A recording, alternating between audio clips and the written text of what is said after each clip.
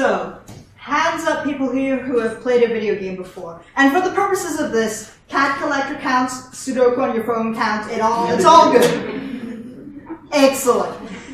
So the majority of the people in this hall right now have played a video game. And if you've played a video game, you'll have used a controller. Whether that controller is your keyboard, the touchscreen on your phone, something like an Xbox or a PlayStation gamepad, or even something more experimental like a motion controller. And that's what my thesis is looking at. But I'm not looking at the device itself. I'm more interested in looking at video game controller discourse. And by this I mean, I'm interested in looking at how we talk about this device, what we believe it's capable of, and how we habitually think about it.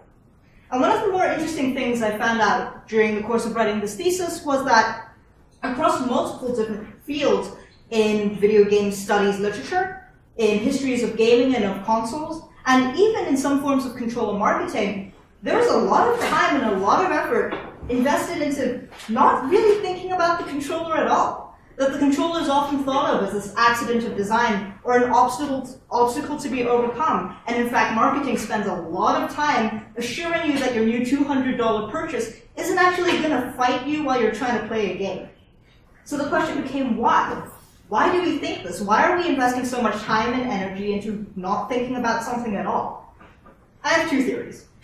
The first theory is this, that controllers operate on a principle of invisibility, by which I mean that the ideal controller in our minds is one that you no longer have to pay conscious attention to, that it sort of disappears into the body of the player as they're playing the game. And secondly, that this principle of invisibility is vital in keeping the human feeling human, so that we don't have to think about what boundaries of our bodies might be disturbed, and so that we can continue to believe that control only ever works one way, that we control the controller, and that the controller can never control us.